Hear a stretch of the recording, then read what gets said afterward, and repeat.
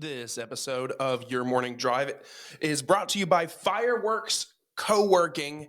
They are a creative co-working space located in Marietta, Georgia, focused on supporting the local community and uplifting creative entrepreneurs. If you want to try out this beautiful space, this podcast room is just one of the many available rooms and spaces available for you and your company to work at. If you want to try them, you can.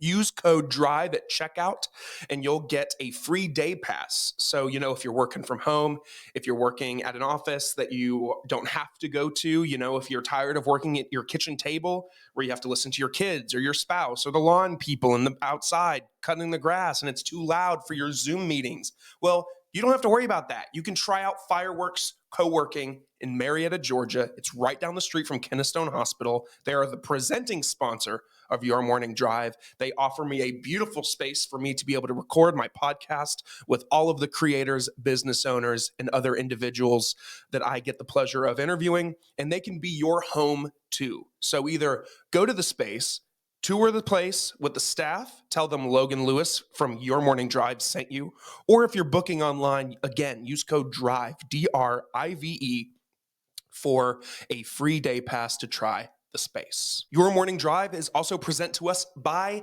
Good Days Canned Cocktails. Good Days are a classic cocktail brand created in a convenient, ready-to-drink canned format for any occasion, whether it's a pool day, a boat day, a beach day, a graduation, a wedding, a bar mitzvah, anything in between. Good Days are there for you. Good Days are ahead when they are in your cooler, your fridge, your anything in between. Good Days has your back. If you want to be one of the first to try their drink, you can do so by visiting drinkgooddays.com/pages/find-us to find a store near you selling their drink. Of course, you must be 21 years of age to consume and purchase. Guys, I want to tell you about another friend of my show, Your Light Marketing. If you're a small business owner or an entrepreneur trying to figure out how to stand out in a crowded market, I want to tell you about Your Light Marketing. These guys are all about helping you create a marketing strategy that's true to who you are without pushing you to follow trends or gimmicks that just don't feel right to you. They specialize in helping people build custom growth plans around their unique story and mission. So if you're tired of trying to be like everybody else and you want to attract the right customers, aka people who really resonate with what you're all about, then this is the team to talk to. Go to www.yourlightmarketing.com to book a free strategy session with them. Trust me, they will help you build a plan that feels authentic to you and gets results. Again, that's yourlightmarketing.com to book that free strategy session call with them. Your Light Marketing.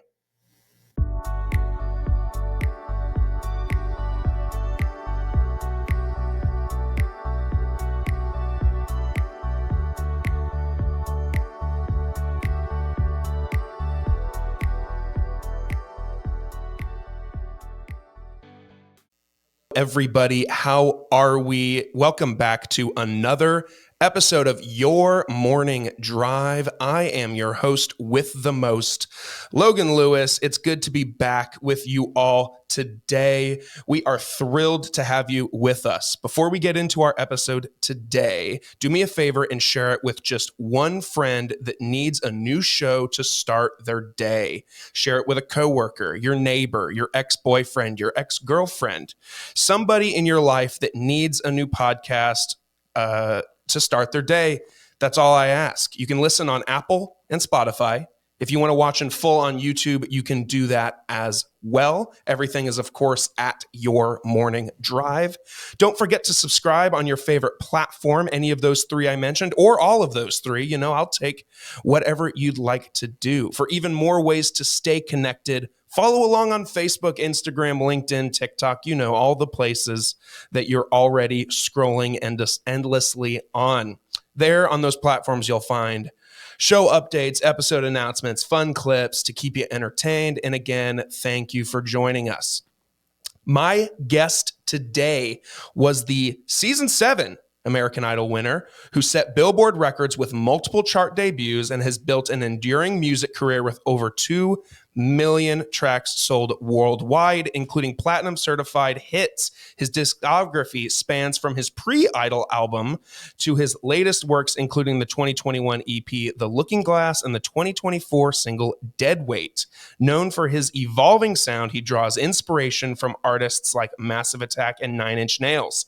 In addition to music, he made his Broadway debut, Kinky Boots, in 2018 and is dedicated to brain cancer research, raising over $1.5 million for the National Brain Tumor Society in honor of his late brother. Please welcome my new friend, David Cook. David, how are you, sir? I'm good, man. How are you?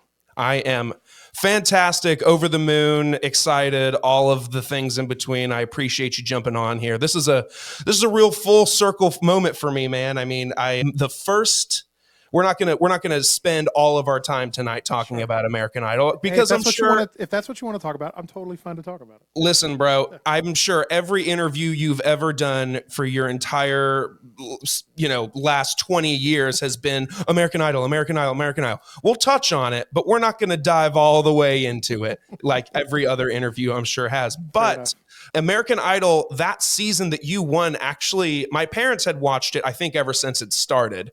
But that was the first season that I actually in full sat down and watched with them from start to finish. So the fact that you're on here with me now, this is a real cool moment for me, man. Big fan. I promise. So I appreciate that tremendously. I want to jump right into it, David. Sure. So since your American Idol win, you've had a pretty cool career. How has what was it, 2007 that you won that? 2008? 2008. Yeah, let's not start adding time to it. It's been enough. It's been a long time. Since 2008, yeah. I mean, what's your perspective on how music and the music energy has changed over the years? We're starting off with a huge question, and I love it. Oh, yeah, man. I think what it means to be like a professional musician has changed drastically since I was on the show in 2008. I think namely, music is not the only thing that you really need to be good at anymore. I think anymore it's you have to be good at creating video content and finding different ways outside of just your music to really kind of cut through the noise a little bit. That's been something I admittedly struggle with. I don't spend a lot of my time documenting the things that I'm doing, which is not a great formula for social media presence. But having said that, I think some of the things still ring true. I think best song wins, and that's I think as certainly the recording aspect of music has become a little bit more democratic and easier to access. It allows more opportunity for the best song to really win, but yeah, the ancillary stuff, like I guess this sounds really like I remember when I used to have to walk uphill both ways in the snow to go to school, but it's certainly a bit of a challenge for me, the constant engagement on social media, I guess.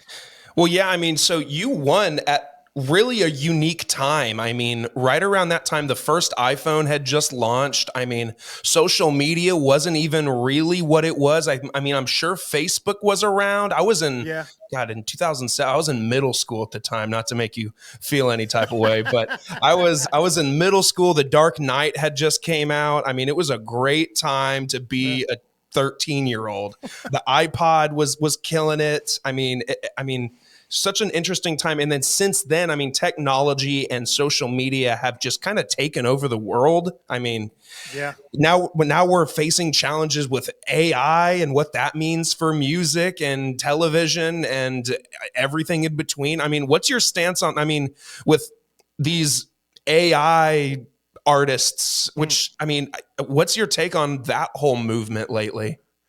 I'm still sort of trying to wrap my head around the AI movement, particularly as it pertains to music. I'm also mentioning Kinky Boots. I'm also a SAG member, and so AI use is certainly something that I've been keen to, not only on the music side but also on the acting side. And I think there's As with most things, I think it just comes down to whenever these things get negotiated, whenever parties come to the table that have skin in the game, the one entity that typically gets left out of those negotiations are the content creators, are the artists. I think AI has really cool and interesting installations within the music scene that I think some artist is going to come along and figure out a way to implement it properly and in a really creative way. The downside of it is, if I go to record a song now, effectively the only thing that software hasn't caught up to as far as creating human-like sounds is horns. And even that's pretty close. Everything else can pretty much be replicated with software and a keyboard, including vocals now with AI being more at the forefront. I've seen artists, bigger artists, that won't accept demos unless the vocal sounds like them, so that way they can get a true representation of whether that track would work for them, which is crazy to think about. Wow. So I don't know. I think there's a balancing act there, and as with most things, somebody's going to come along and bastardize it.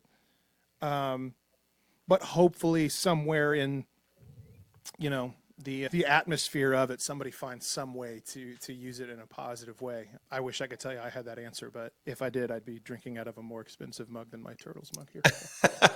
Well, I mean, hey, dude, it's one of those things where it feels like it came out of nowhere. It feels like one day we were hearing about ChatGPT, and then the next day we're hearing about how, Robert Downey Jr. wants to sue Disney if they use his face in any AI. Now it just happened overnight. It just came out of nowhere. So it's like, I don't think anybody has the answer, to be honest. It's just one of those things that we're just kind of moving and grooving. Well, and I would say with the Downey Jr. situation, kudos to him. Like, honestly, because he doesn't have to fight that battle. He doesn't have to. I mean, it's not like he's hurting for money or anything like that. And I feel like his profile is relatively safe. But to take that sort of stance is, to me at least, it really is about kind of those on lower rungs of that particular ladder. The people who do sort of acting as their career, and they need so much per year to kind of earn a living as an actor. And so if this AI stuff comes along and is able to take their likeness in perpetuity to where they don't have to be hired to see their face on TV or in a film, I think that's pretty gross. I'm with you. And again, I'm going to try to say this in such a way that doesn't invoke taking a particular side, even though I do take a particular side. Where do we as a society sort of draw the line with AI? The word post-truth sort of rattles around in my head.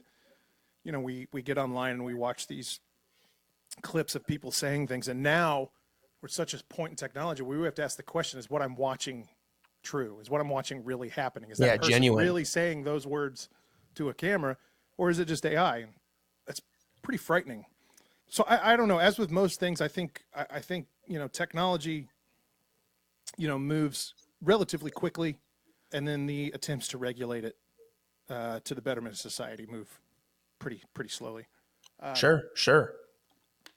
Again, it's one of those things that feels sort of above my pay grade, but yeah, hopefully we can find a happy balancing act for that. Because to go back to the music aspect of it, I think you could probably create really incredible works of music using completely AI. But then there's an argument to be made for the human element and emotion and soul and all those things that sort of intrinsically give a song and a performance of said song more depth. Yeah. It makes sense.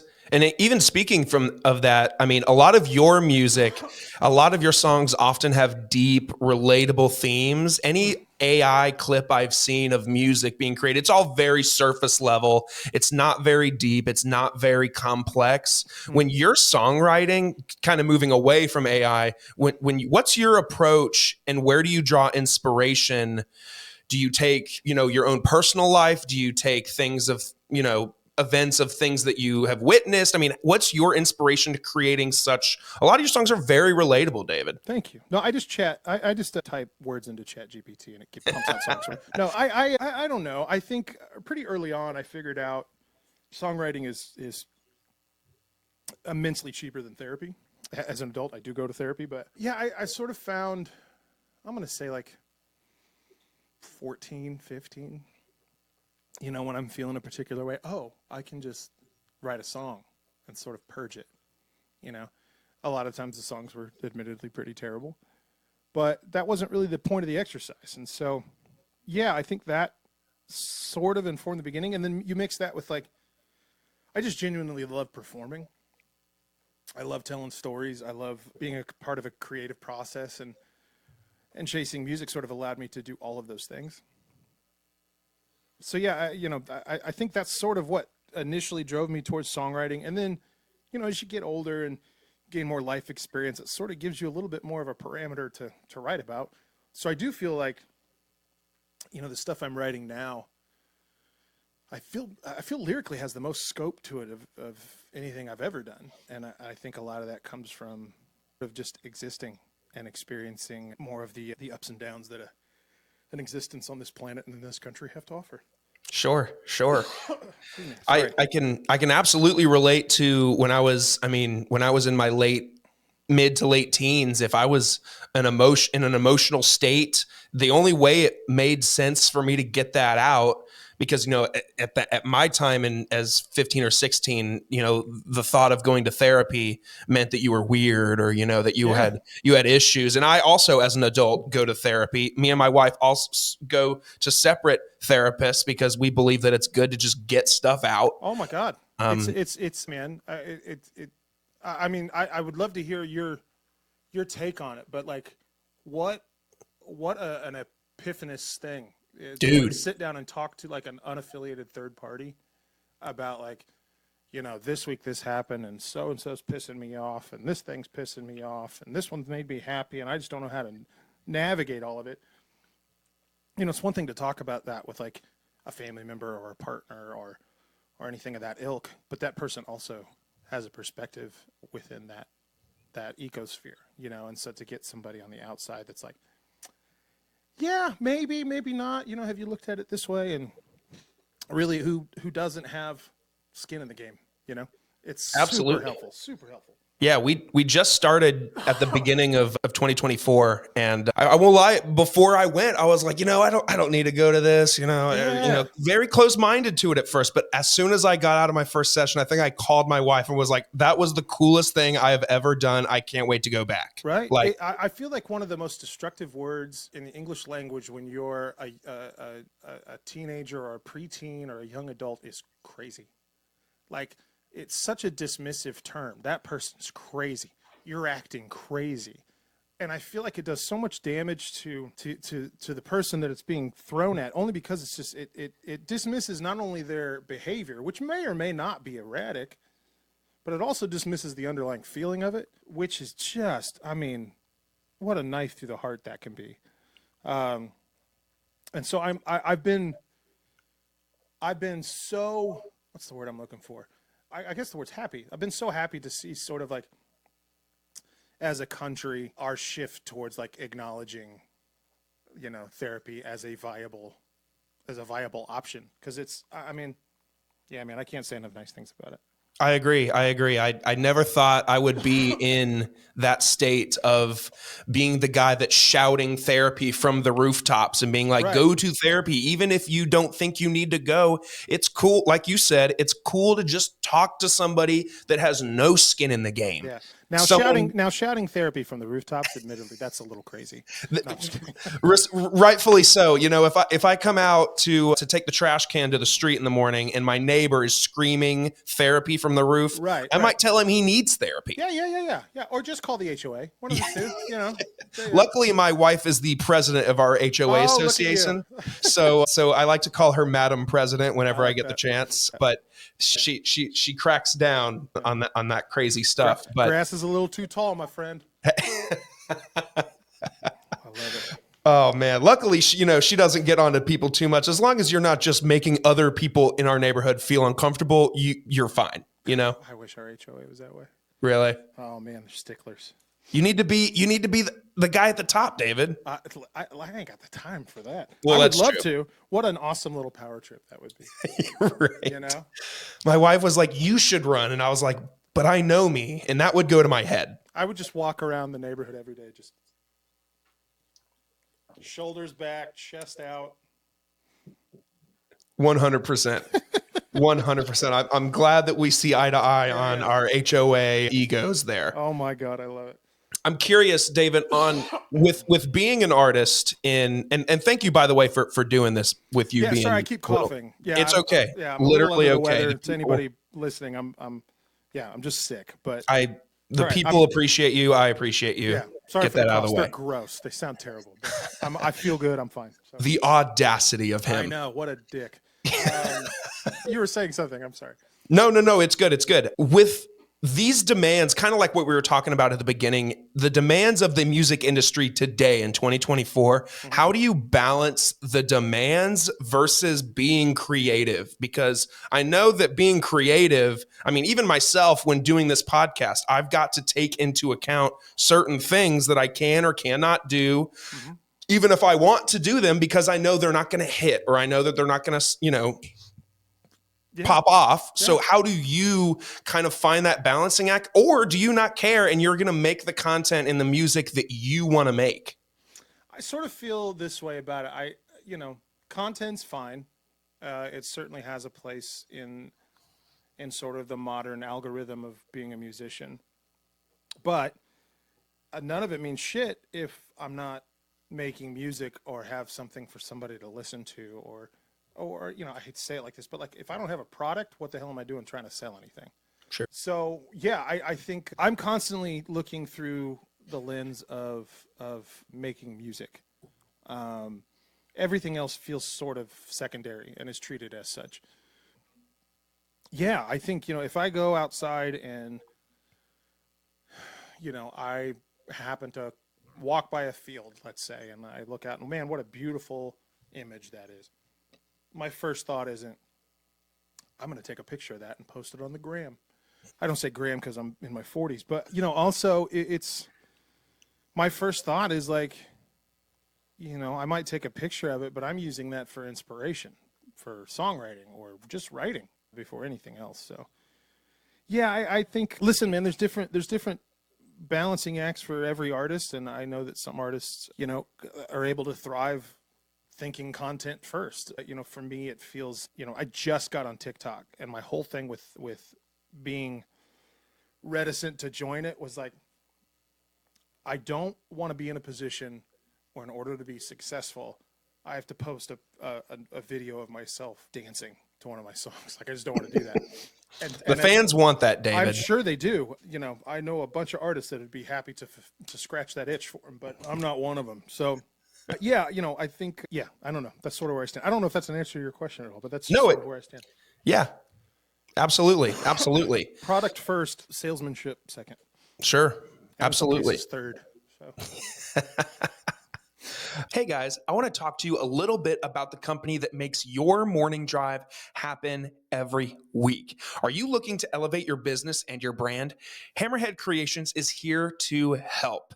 They offer top-tier marketing services, including social media management, website design, and Google page optimization, ensuring your business reaches the right audience. Whether it's a side hustle or your full-time grind, their expert team, me, is ready to help you grow. Plus, if you're into podcasting like me, Hammerhead Creations offers full support for both in-house shows and external podcast creation. From concept to production, we will help you bring your ideas to life. Visit www.hammerheadcreations.com and discover how we can take your business or your podcast or both to the next level. Hammerhead Creations, swim with the big sharks. Since even before Idol, your music from 20 years ago, 15 years ago to where it is today, I've been, catching up. I did listen to a bunch of your music back when you first got out of Idol when I was in middle school on my iPod Shuffle. Kids today don't know what an iPod Shuffle is, and it shows. You're going to learn today. Yeah, that's right. That's right. Kids, an iPod Shuffle was a music device that you could clip to your shirt with your wired headphones so that you didn't have to lose track of it in your pocket. Yeah, wireless headphones were not a thing. No, they were not. Yeah. For that matter, Twitter had only just become a thing. Yeah, It was absolutely. like just starting. And I'm not calling it X. It's Twitter, folks. I don't call it X either. It's Twitter. No. It's That'd be like if Google rebranded to Table. I'm calling it Google. Please do that, Google. Google, if you're hearing this, please rebrand to Table. Yeah, it just rolls off the tongue. Yeah, it does. Hey, Table it. Yeah. Ooh. Ooh, like it's got where this is legs. going. Maybe Anyway. there's already an expression for that. There Table probably something? is. There's probably. Yeah, there is. I don't know that English language all that well, but maybe. Yeah, neither do I. But either way, since, way back, your music has evolved. How would you describe that growth? And have you looked at other artists or other genres to kind of grow with you? Or has it just kind of been a natural progression that you've always seen yourself kind of being in this current state? I think it goes back to just more life experience sort of begets a little bit more scope. Resources is also a big part of it. My first, couple musical things before Idol, shoestring budgets, if anything at all. My first solo record, Analog Heart, I paid our bass player in a case of beer because I didn't have any money. Hey, case of beer goes a long way. Well, I had to borrow that money from my mom to buy the beer to pay him. So, thanks, Mom. She didn't know that, by the way. Yeah, and then, you get done. I get on the other side of Idol, and I'm in an actual recording studio, and everything sounds super professional, and we have money to hire an orchestra and do all these things that, like, before, software limitations, financial restraints, like, didn't have that option. And then, going out on the road and getting a little bit more exposure to other things, and then being in a studio with people who have worked on other projects and learning, new ways to create sounds, and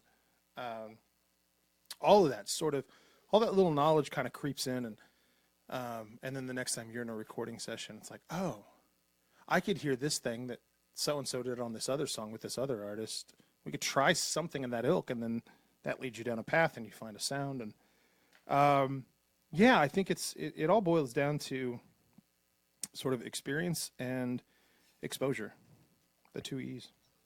2 E's. That's the big 2 E's. And I'm glad you mentioned. And the 1 R, resources, is a big one too. Yeah, resources are important. very much so. Yeah, and I think less so now than before. I'm sitting here in my home studio. I've got a Kemper profiling amp right next to me. I can dial up pretty much any guitar, amp, and cabinet sound that I would ever want, which is not something that I had access to, or anybody had access to 10 years ago.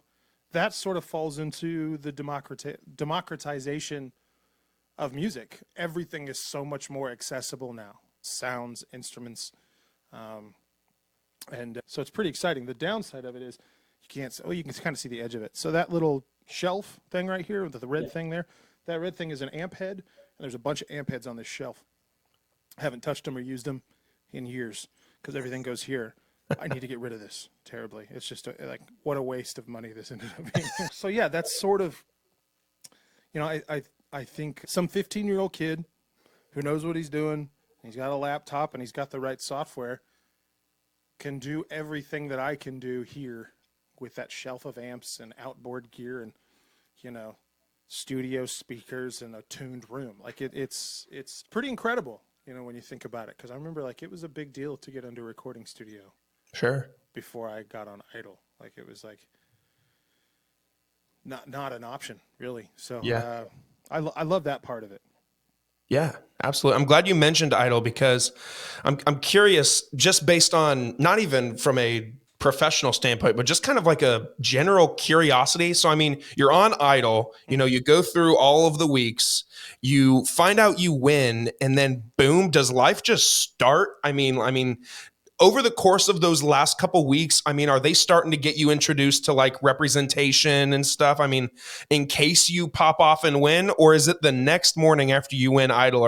Is your phone ringing off the hook? You are very much in a fishbowl on the show. At least we were. You know, we weren't allowed to tell people before, like it was shown on TV that we were on the show. So like, you know, I'm already playing shows before Idol, so all of a sudden I'm canceling shows, and it's sort of like I don't know why, and I know why, but people don't know why. And Sure. I think outside of my parents and maybe a couple of friends in Tulsa, Oklahoma, I didn't tell anybody. I couldn't. And then, you know, you get on the show, and it's very like part of it's a fishbowl by design. You know, I think they want to keep you sort of insulated from everything. The other part of it is the schedule. It wasn't uncommon to do like 18 to 20 hour days while you're on the show, and you're pretty much 7 days a week. And so I remember like coming home for our top 3 visit, going back to Blue Springs, Missouri, and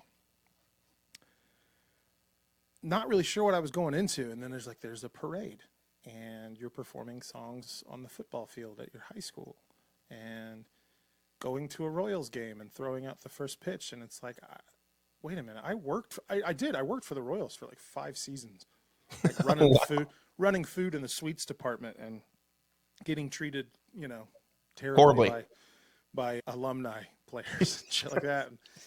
And then it's like, oh, that one alumni player is standing on the side of the dugout watching me throw this first pitch. And yeah, just that was sort of the first thing with it. But then to your point, like coming off the show, man alive, coming off the show, your deal's already sort of set up because we negotiate the contract as a group at the beginning of the season. Okay. But that's only for the winner. Sure. So I imagine everybody else is getting those phone calls, you know, day one, if anybody's, you know, interested. Yeah, I think my first day after the finale, I did press stuff. I remember the last press thing I did, I'd been up for a day and a half at that point, was Jay Leno. And then get a power nap and have a late night management meeting. And it was like, hey, we're, you know, the Idol tour's in a month. We're going to try to get you into some writing sessions. And do you have a list of people you'd want to work with? And so I scratched together this list of like, you know, 90s and 2000s bands that I liked. One of them was Our Lady Peace. The singer's name is Rain Maida. And the next day, or the next week, I'm in a writing session with Rain Maida from Our Lady Peace. It was like, I don't know what to do with this shit, to be honest with you. Like, and we ended up writing a song that made it on the first record. So, yeah, you know, it was very much like I had to play catch up pretty quick. I had to rewire on the fly. It was a lot, you know. I think that whole summer I probably had 3 days off, and they were all travel days. But I loved it, and I was young and green behind the ears and excited about everything. And yeah, man, the obvious thing is I wouldn't trade it for anything. It was such an incredible experience that very few people get to have. Sure. And it's crazy. I mean, with it being so overwhelming like it is, I mean, you're like, you know, you're doing all this press, like you said, they're doing the Idol tour a month later, you're in writers' rooms with some of your idols. I mean, how do you just take a step back and kind of celebrate and congratulate yourself and say, I won this competition, I'm the next American Idol? Or do you even have time to even acknowledge it because it's just boom, boom, boom? I really didn't have time to acknowledge it. And I've told this story before. You know, my experience of winning Idol was, you know, the immediate aftermath, I don't have first-person recollection of. I've had a conscious blackout. I've watched it, so I know what I did, but I know it from the third person and not the first. And you're so tired. You know, we were up at, I think, 5 a.m. We were on stage that morning. So probably up at 4. And then I didn't go to bed, like I said, till the next day's afternoon. So it's definitely a whirlwind and not a lot of time to process. It's sort of just like, all right, I'm just on for the ride for a while. Smile and wave, you know. Yeah. I know I have to sing Time of My Life for a while. I'm still singing it, so it's still been a while. Hey, it's a banger, man. It's a great song. I'm not mad at it. I'm not mad at it at all. It's a great song.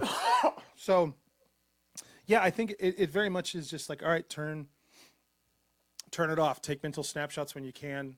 Take regular photos otherwise, and look at them later, because like there's really no time to stop and smell the roses, I guess. Sure, sure. So I'm glad you mentioned touring, because from, performing in front of the audiences and the judges, and then the Idol tour after you won, and then all the touring and shows that you've done since, is there one or two performances or shows that really stand out to you as being like, man, take me back to that? Yeah, the first one that pops up is about a year after our finale, David Archuleta and I went to Manila, Philippines, which is, at the time, I think was one of the only other places that live cast Idol. So people would watch it in the morning, and then I think it would re-air in the afternoon. So I was in the middle of a U.S. tour. Numbers, it's like 750 people rooms to like, 1,500 rooms. And then go to Manila about a week before the show, and they're like, we've sold 10,000 tickets. I'm like, that's great. And they're like, no, it's not great. We need to sell a lot more. Okay, so for a week, we just do press. We do press. Walk on stage to, what was the final number? It was like 115,000 people. Good God. Yeah. Actually, I wonder if I can find it anywhere. There's a picture somebody took because it was an outdoor thing. Somebody took a picture of the audience. Let's see if I can find it anywhere. I probably won't be able to now. No, there's too many. I'm not going to fish through it. Anyway, somebody took a picture. On one far end, tiny little speck is the stage, and then the rest of it is all crowd. All the way. It's just ocean of crowd. Yeah. They have delay speakers every, like football field or so. One of the most intense visuals I have ever seen. Like, just to see an audience with no end in sight. If anybody ever wonders if the earth is flat or round, I can tell you unequivocally it's round, because the audience, I lost sight of said audience. My favorite part of that story is the next show I played, I think it was back in Ohio, maybe to 800 people. And it was the smallest 800 person crowd I've ever seen. Wow. How do you go from performing in front of 120,000 people and then boom, you're back in front of 800 people? Which, hey, if I could get 800 people in front of me, blessed. But yeah. No, you're going from the point Super of the story Bowl. is not how small is 800 people. The point of the story is like, what an unfortunate turn of events to go from, this size to this size, but this size is still pretty good. Yeah, it's funny to talk about now. I just remember at the time being like, man, what a mind fuck. Sorry, I hope I can stop. Yeah, you can cuss on here. I forgot to tell you that at the it's top. All good. It's all good. Yeah, just what a complete mind fuck to just be like, okay, so I experienced that now. So that has to, like, how do I process that? How am I supposed to feel about that? Like, am I supposed to feel like, that should be normal? Because Right. No. It's those kind of things. Like I having gone through a little bit of it, I can sort of see how people kind of lose themselves in this industry. When Archie was on the show, he was 16. It was on the back half. You're of so 16. young, man. And I could not have processed that and been okay at his age. So, like, kudos to him for that. Kudos to him for a lot of things. Like, dude's incredible. Do you keep in touch with him at all? Yeah, a little bit. We talk, oh God, I'd say once every month or two. Just check in with each other, say hey. He's been incredibly busy the last couple of years. Like, I'm so happy for him. So it's a little tougher to catch him in town. But we both live here in Nashville. I think he's part-time now. But yeah, we try to get together every now and again. But I'm friendly with him, and I talk to Brooke White every now and again, talk to Carly Smithson. Yeah. We had a good group. We really did. You really did, man. Funny enough, this morning I watched the clip of you and Archie standing on stage when you were told that you were the winner. Yeah. And then of course, when you won, you can see the rest of the group from the season off to the side. And I was like, it took me down memory lane. I was like, damn, y'all had a good season, man. My recollection of that moment is, so that morning they had told us, like, they didn't tell us who won, but they told us the winner won by 12 million votes. That whole day, I'm convinced second place is great for me. Like, that's where I ended up. Like, because he was such a juggernaut the whole season. Like, you could feel it in the room. Every time he would walk in, the pitch would get higher and exponentially louder, you know? So we just sort of felt like, all right, we're just fighting for scraps, or at least that's how I felt. And so when they said that, like, I was just like, okay, you know, I went through that whole day just completely at ease. It's the best day I had that whole season because, like, I knew the result. I knew what was going to happen. I had all day to process it. I knew that when they said David Archuleta, I was going to turn, give him a hug, tell him I loved him, and get out of the way. So what you saw was him saying my name. My reaction is like I took second place. And I turn to him, I give him a hug, I tell him I love him, and then while I'm doing that in my head, it's like, oh, fuck. Yeah. He didn't say Archuleta, and then just, gone. Completely gone. Insane, man. But it's I don't know, man. I've heard some seasons were great. I've heard some seasons were tough behind the scenes. But everybody I've ever talked to from the show says that our season was just super chill. It was killer. You know, we all got along with each other. Really low drama. I think we all rooted for each other. Yeah, man, it was great. I miss that group a lot. Sure. Absolutely. I can't even, I mean, you guys are so bonded together, that core group of what, there's like 10 of you or 8 of you. I mean, you're brothers and sisters. I mean, you're doing the music video shoots together. You're doing all the press together. You're going on the performances together. You go on. Did you go on? Is that how the Idol tours work? Do you go on tour with that final 10 group? So I don't think they do the Idol tour anymore. I don't think. When we did it, it was top 10. 10 through 6 went in the first act. So I don't think we had an opening number. I don't think. You know, it's 10 through 6 go. And then there's an intermission, and then 5 through 1 went, and then there was a big group number at the end. Yeah, and then, you know, Pop-Tarts was our sponsor, so we're, you know, hawking Pop-Tarts all night. I was just gonna say, so are you just tossing Pop-Tarts into the audience? No, I admittedly got pretty tongue-in-cheek about it at the end. It was just like, hey guys, you know, like they would let me banter between songs, which, like, hindsight, huge mistake for them. Yeah. But I would just, I'd crack jokes about, you know, hey guys, thanks for listening to these songs between Pop-Tarts commercials, which leads me to my next statement. You guys go out and get yourself some Pop-Tarts. They are delicious. Like, I'm surprised I didn't get reprimanded more on that tour. Me and Mike Johns during the group numbers, like, there's choreography and all this shit.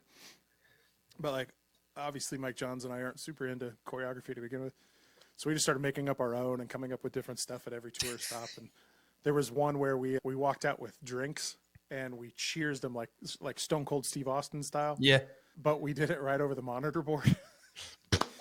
So we get off stage and, like, it's immediately like, David and Mike, we need to have a talk with you. Like, you're going to get fined because this person has to clean the monitor board of soda. And I'm like, shit. But yeah, I think what was good for all of us was we didn't take all of it very seriously. I think we understood kind of what it was for what it was. You know, obviously take our performances seriously, but in between is like, you can play. You know, it doesn't have to be super rigid. And yeah, man, me and Mike were kind of thick as thieves on that tour. And I've said this before. You know, he got voted off, I think, top 8, and the show, for me anyway, shifted after he got voted off. I think he was sort of the glue that held everybody together and made it fun and lighthearted. And Sure. after he left, it sort of became more work. Sure. Yeah. Understood. So moving away from Idol and moving to today, I'm curious. So I was, you know, of course, upon doing research and kind of catching up on what's David Cook up to right now, I noticed that you're on a platform called Volume. Yes. And I was going to ask you a question anyway on how you keep up with your fans and how you give back to your fans, the ones that are loyal, the ones that are with you since day one, even before Idol, but of course, since Idol as well. Yeah. How do you do it? What is Volume? And yeah, get into that. So Volume is a live streaming platform. We kind of got connected a couple of years ago, I think, and they've been a great partner. You know, I was pretty late to the game to the live streaming stuff. I kind of came to it during COVID because obviously I couldn't go out on the road and play shows. But so I had like a pretty, Frankenstein rig that I put together, and was playing in front of a green screen in my basement, and then finally got smart enough to move it in here to my studio and have something a little bit more concrete set up. But yeah, they've been a great partner. We kind of started this kind of subscription service through them. We do 3 to 4 shows a month, and depending on which subscription tier you're on, you get access to more of those shows. And we do like an acoustic live performance one. We do sort of a fan hangout one. We call it a Sunday service, where I have fans come in, and in the chat they can recommend songs, and I play them and listen to them. A lot of them I've never heard before. And so, I love that because it opens me up to new music that I might not be listening to otherwise. And then we also do sort of like we call it an alternate stream, because some months it's like a long form interview like this. Sure. We've done them with Chris Allen. Sure. We've done it with a couple of actor friends of mine, Daniel Stewart Sherman and Kevin Rom. Just as like an opportunity to, it gives me, what I love about it is an opportunity for me to show off my friends and their talents to people that listen to me. Like, I love that. Last month, I think we did something different. We did a cooking show, and I made what did I make? I think a lasagna soup. Really? Which is it's just watery lasagna, but it's pretty good. At least the way I made it, it's just watery lasagna. Oh man. But it's just, I think I've leaned into it, man. It's an opportunity to connect with fans in a different way. I guess it is me creating content, but it's in a way that feels a little bit more organic for me. I'm sure there's something to be said for like holding court with an audience. Probably something I need to get into with a therapist. Back to that, yeah. But yeah, I think at first it was like, all right, I'll do this until the pandemic feels over, and it sort of just snowballed. And I like the opportunity to work from home a little bit. Hey, there you go. There you go. Taking the I'm always working remotely, I guess, but working remotely from home is nice. Yeah, absolutely, man. So let's talk about music now. So I listened, of course, to Dead Weight. Yes. A few times in a preparation for this. And I will say, the first time I listened to it the other day, I was like, whoa, like this sound it's cool. It's not what I saw coming, if I'm honest. I mean, what inspired that cool? I mean, I don't even know how to describe it with words, but just of course, I'm like every other crazy music lover and listen to my music in the car with the volume turned all the way up. My speakers are probably horribly shot, and it just kind of took me by complete surprise. And I loved it, and now it's on the repeat playlist. So, what went into creating that and kind of honing in on that sound? It was originally written as a sync pitch between me and my buddy Andy Skibb, and I wrote the song.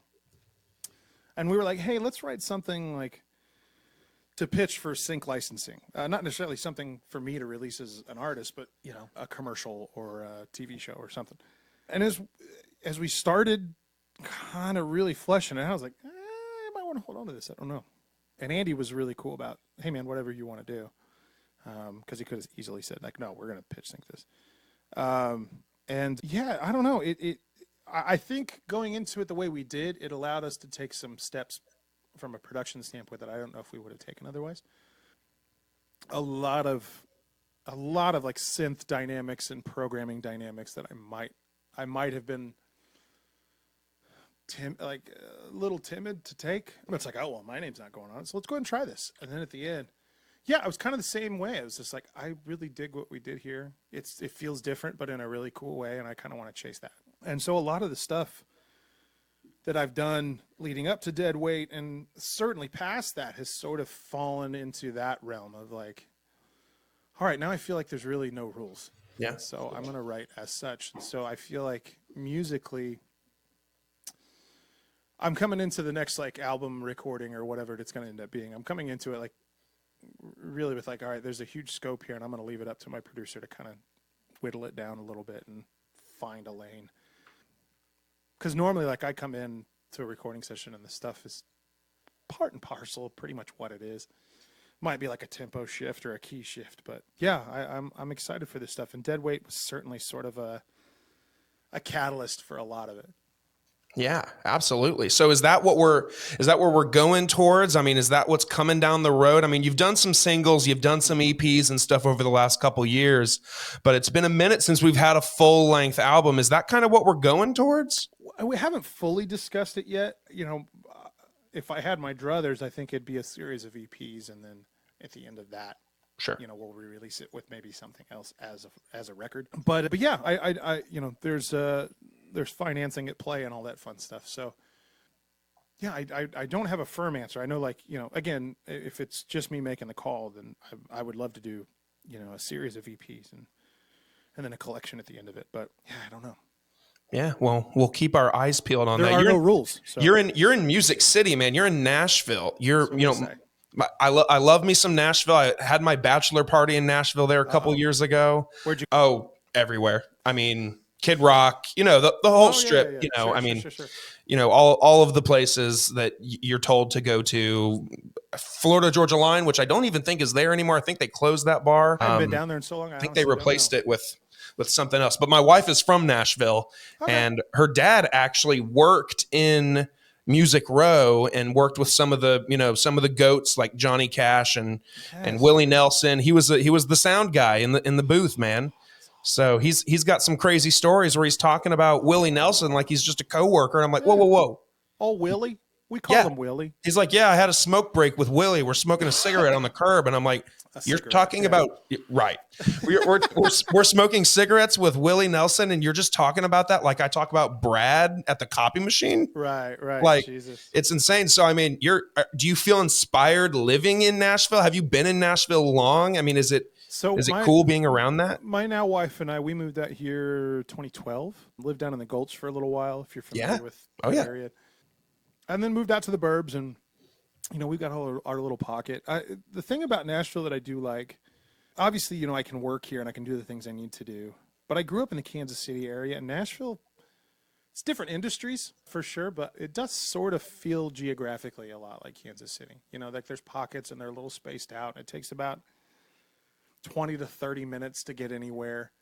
But that's okay. It kind of feels like you got a little space to yourself. And I'm one of those people, like, I love being famous, like between stage left and stage right, and I really don't care for most of it off stage. Like it's just not something I want to surround myself with whenever I can. So Understood. I love the fact of, like, you can go downtown and watch some of the most incredible musicians, and I'm fortunate enough to be friends with a few of them. You can hop on stage and sing a song if you want to, or play drums or play guitar, and get a little crowd engagement going, and then go home and make yourself a hot pocket and go to bed.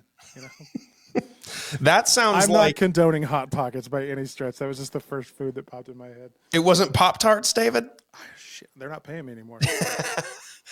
David, there comes a point in every conversation I have with someone where I ask them a series of first date-like questions is the best way I can describe it. They're very casual questions. There's a couple deep ones, of course, but they're very much so human questions. Okay.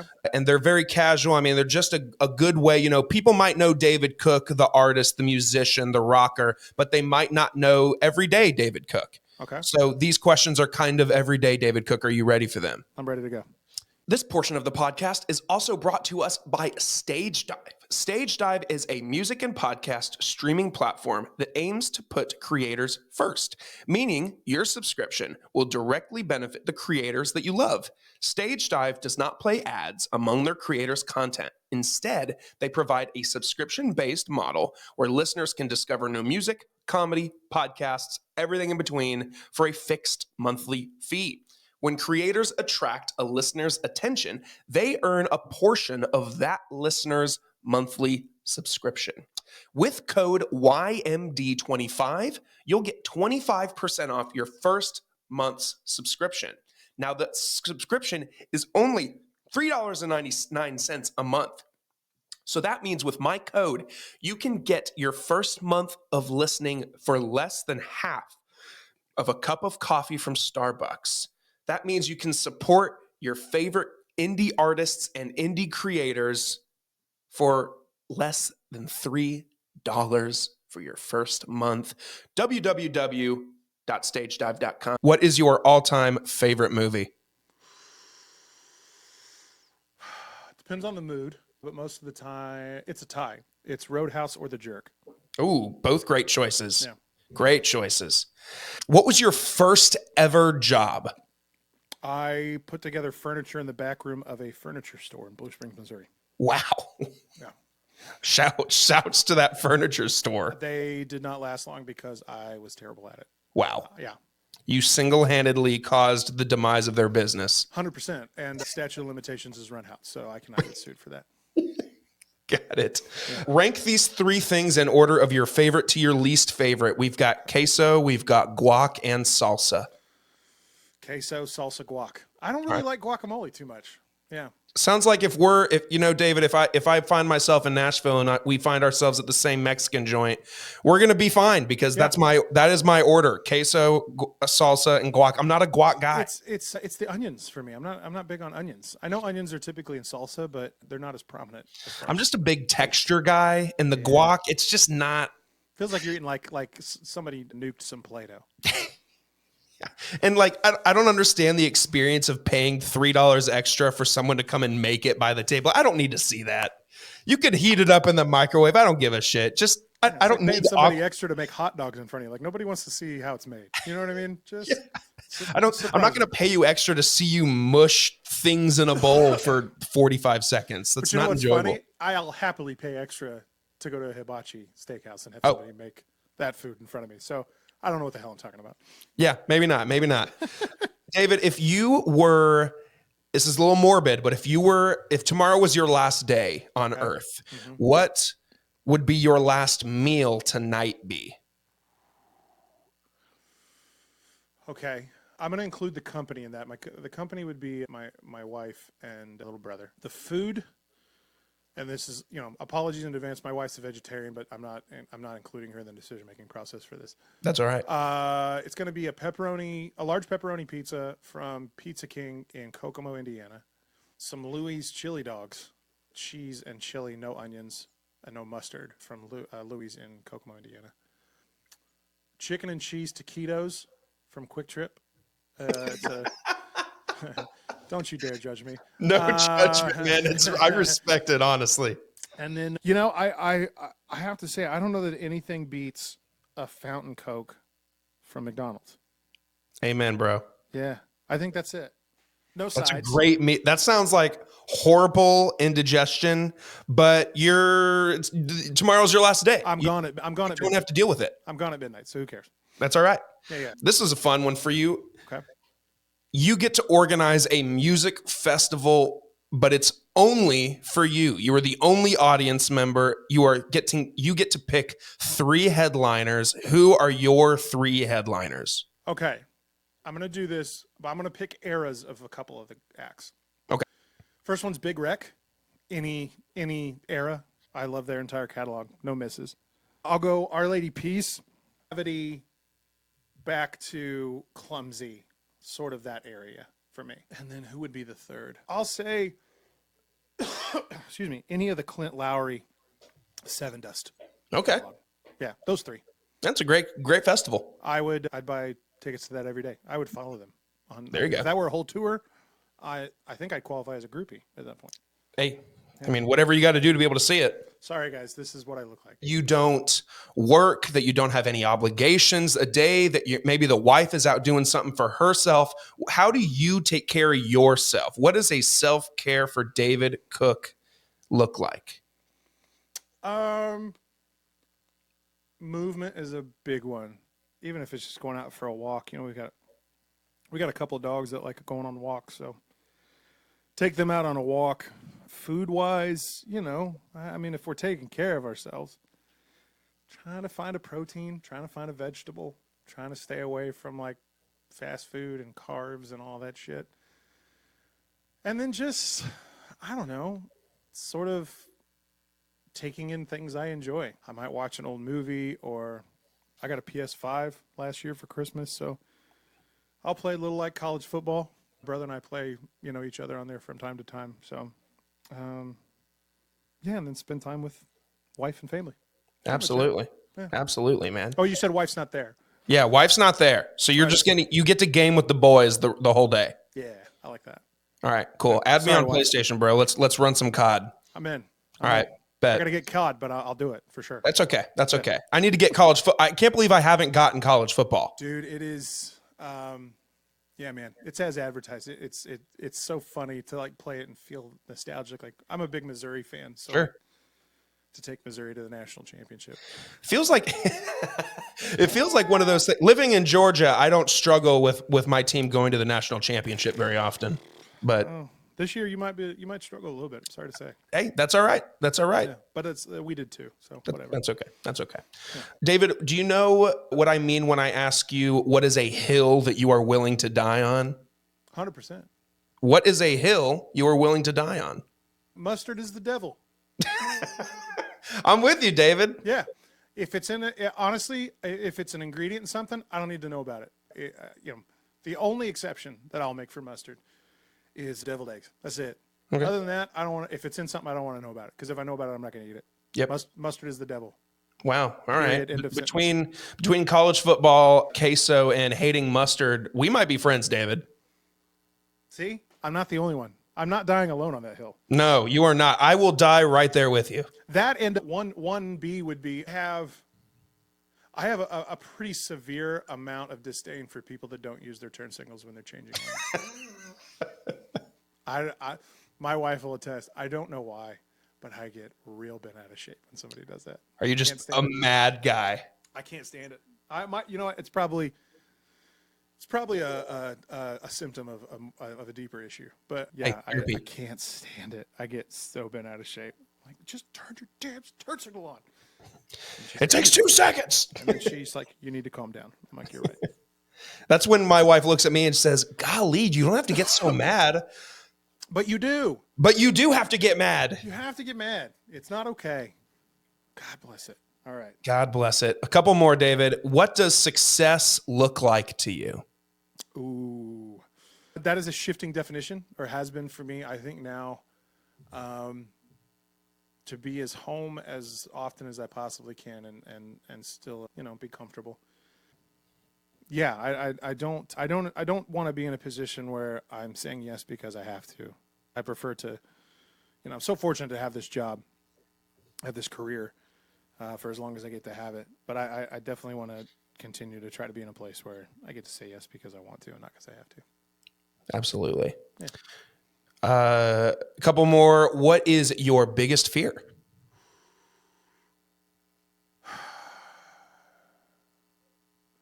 My biggest fear is probably failure. And I don't necessarily, I don't exactly know how I mean that. I think just the idea of failure, whatever that means, is something I fear. It is a powerful motivator, and not always in the best ways. But yeah, I don't. Failure as a brother or a son or a husband. Failure as a musician, as a singer, as an artist, as any of those things. Yeah, And the tough part about it is, I haven't yet fully dissected if I'm fearful of failure as I define it, or fearful of failure as others define it. Which is, it's one of those things that's like, those who mind don't matter, and those who matter don't mind. But, unfortunately, that's easier said than done, and sometimes I do fall into the trap of minding words from those who don't matter. And Sure. that sort of can shift my definition of failure. So, yeah, another tightrope to walk, I guess. Yeah, absolutely. And then, David, last one. Where do you see yourself, your music, your family? Where do you see everything 10 years from today? The goal is always happier and healthier. I don't know that there's a ceiling to happiness. I don't believe that there is. So you can always work to be happier. You can always work to be healthier. Yeah, I think those are the goals we're shooting for nowadays. I like it. I like it. Now, David, I give you this chance now to advertise, as if this whole episode wasn't a giant David Cook commercial. Go ahead and tell the people how to find you, where to find you, what you've got going on, stuff you've got coming, shows you've got coming, everything in between. Now's your time. Okay, .com is my website. David Cook Official is my handle on Instagram. David Cook on, I don't know what my tag is on Facebook, but I'm on there. I have a Twitter account, but I've been hacked and I can't get into it. So right now I'm not going to tell you what it is because it's not me. TikTok is something else. Shit, I'm so bad at this. Everything's on davidcookofficial.com. I got a couple shows left this year performing here near Nashville in Franklin, Tennessee at the Franklin Theater on November 22nd. And then I think on December 6th, I'm in the Villages, Florida. And then, I'm looking to be as busy as I possibly can in 2025. So. Absolutely. David, this was super cool for me. It's an honor to be here with you. You just said that you want to be able to continue to say yes because you want to, not because you have to. And the fact that you said yes to this tonight is just a huge pleasure and a huge honor. I've loved your music since middle school, and I've appreciated your time tonight. And I couldn't be more thankful, man. Dude, the pleasure's all mine. Yeah, man, this was a blast. I wish I were in better health and not coughing between answers, but yeah, I'm glad I was able to do this. So thanks for having me, man. Absolutely. Guys, I will throw all of David's information, his website, and from his website, all of his links, shows, tickets, socials, everything is on there so you can get in touch with him the way that you see fit. It's in the description of this episode and also in the description of the episode, of course, like I mentioned at the top, Instagram, Facebook, LinkedIn, and TikTok. And we appreciate y'all's time today. We appreciate David's, and we'll see you guys next time. Take care.